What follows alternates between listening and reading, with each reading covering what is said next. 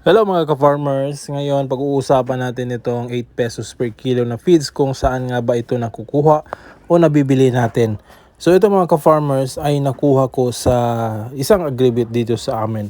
So nakikita ko kasi merong mga nagpapagiling ng kanilang mga grains dahil sa para sa mga manok nila at ito ay tinatapon na lang. Pero nung una ay libre lang ito. Kalaunan mga ka-farmers nung palagi na tayong humihingi, yung nagbebenta ay naisipan niya na ibenta na yung yung ganitong klaseng feeds para na lang may income sila. Pero okay lang din naman mga farmers dahil mura lang naman din yung bintahan nito.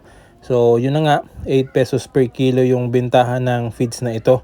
So ito, hindi lang everyday tayong nakakuha nito mga ka-farmers dahil kapag meron silang stock, meron ding iba na gumagaya sa atin na bumibili na rin ng ganitong patuka. Dahil na rin makakales talaga sila dahil 8 pesos lang itong feeds na ito.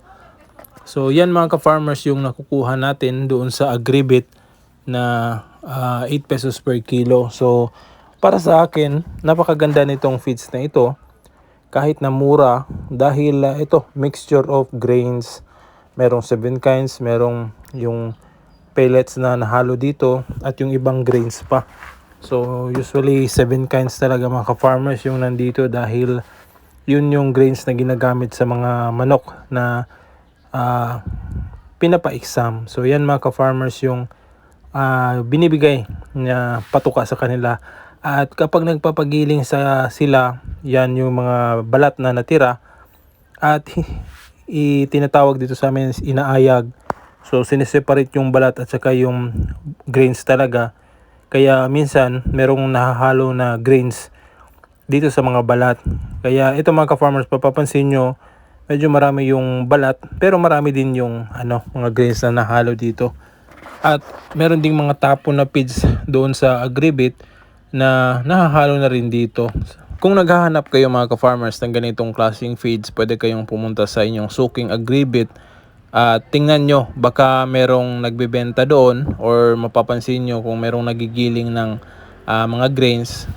Try nyong tanungin muna kung binibenta ba yon or binibigay lang. Kung binibigay lang, mas okay mga ka-farmers. Pero kapag hindi, pwede nyong bilhin. Pero yan, sa murang halaga lang talaga. Huwag nyo namang bilhin yung mas mahal na ganitong feeds. So hindi na tayo nakakamura kung medyo mahal yung pagkabenta. So yan mga ka-farmers, at gawin yung suki yung pagkukunan nito para makakuha kayo ng mga grains. Alright?